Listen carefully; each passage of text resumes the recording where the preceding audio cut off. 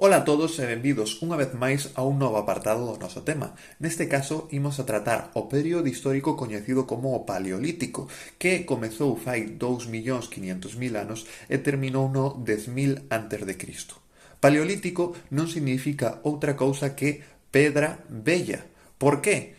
Porque a maior parte dos instrumentos que nos encontramos deste período están elaborados en pedra e en concreto dunha forma tallada, a golpes. No entanto, o verdadeiramente característico deste período eran que as persoas que vivían nel eran nómades e tiñan un estilo de economía depredador, é dicir, que se desplazaban continuamente para facerse cos recursos naturais necesarios para a vida.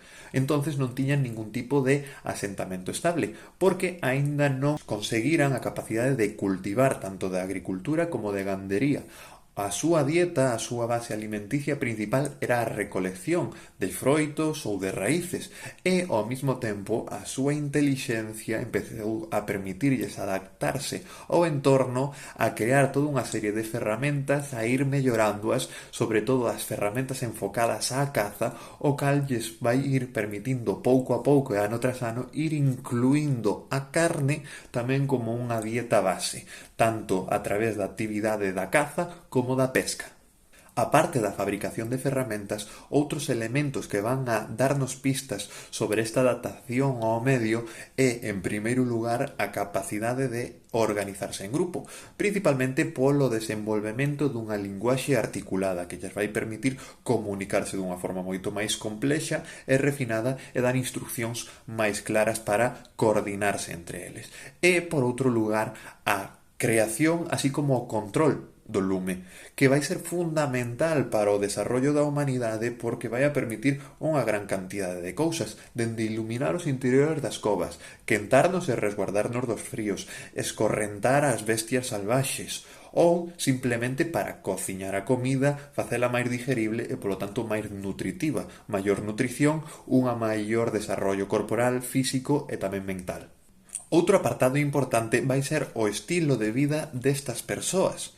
Principalmente vivían en covas, aínda que tamén podían chegar a construir pequenas cabanas, pero moi temporais. Lembremos que non había asentamentos estables. De igual maneira, organizábanse no que coñecemos a día de hoxe como clans, é dicir, grupos reducidos, unidos normalmente por lazos de parentesco, normalmente familiares. Isto provocaba que colaboraran todos xuntos entre eles e que realmente non existiran moitas diferencias entre ricos e pobres, pero o que sí que vai aparecer é o inicio da especialización, xa que algúns vanse a dedicar máis á caza, outros vanse a dedicar máis á recolección, outro á crianza dos nenos ou outros aos rituais relixiosos.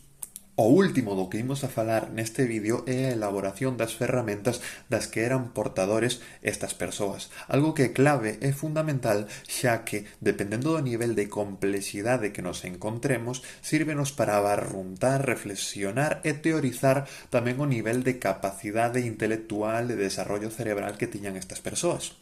E isto non é ningunha tontería, xa que ao longo do todo o Paleolítico foise desenvolvendo a especie humana hasta chegar aos Homo sapiens coa capacidade intelectual que temos a día de hoxe. Entón, canto máis complexizadas e especializadas sexan os instrumentos, tamén maior capacidade de supervivencia, porque nos permite unha maior adaptación ao medio e tamén estimula aínda máis a nosa capacidade cerebral. Podemos diferenciar tres fases no Paleolítico: o Paleolítico inferior, o Paleolítico medio e, por último, o Paleolítico superior. O primeiro deles, o Paleolítico inferior, vai dende 2.500.000 anos hasta 125.000. En el, que vai estar protagonizado tanto polo Homo habilis como polo Homo erectus, ímonos encontrar cunha serie de instrumentos, os primeiros da humanidade, e por ser primeiros van a ser moi rudimentarios, moi básicos. Os cales son os unifaces e os bifaces, que son instrumentos moi cortantes elaborados a partir dunha rocha moi dura como é o siles, que por medio de golpeala e ir tallando a pouco imos sacando ese fío tan cortante. De igual maneira, tamén nos podemos encontrar as primeiras lanzas de madeira con unhas puntas endurecidas por medio do fuego. A segunda fase é o Paleolítico medio, que vai dende o 125.000 hasta o 40.000 antes de Cristo. Nesta fase empezamos a notar unha tendencia de empezar a reducir o tamaño dos instrumentos, xa que deses golpes das pedras, as lascas que se saían, esas parte sobrante, collíamolas para perfeccionar e facer objetos máis pequenos. Isto vai dar lugar a unha especialización, aparecendo obxetos como puntas de frecha e, por tanto, tamén terían arcos, raspadores, perforadores ou coitelos. E os protagonistas da elaboración destes instrumentos van ser principalmente os homos neandertalensis. A última das fases é o Paleolítico Superior, que vai dende o 40.000 a.C. hasta o 10.000, época onde empeza o Neolítico. A figura predominante desta fase é o Homo sapiens, é dicir, a nosa especie, que vai a chegar a un máximo nivel de especialización.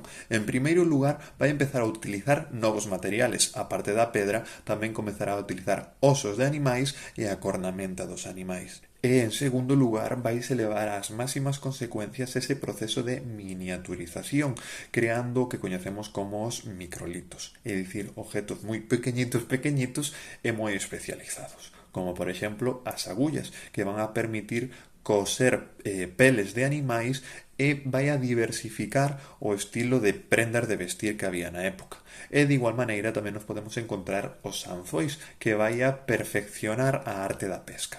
Tamén a maiores nos podemos encontrar con lanzas, xa non de madeira, senón de pedra, con propulsores para lanzar con máis fuerza calquer instrumento cortante, arpóns, normalmente feitos a partir de osos de animais para pescar, ou cestas, normalmente de bimbias para transportar objetos.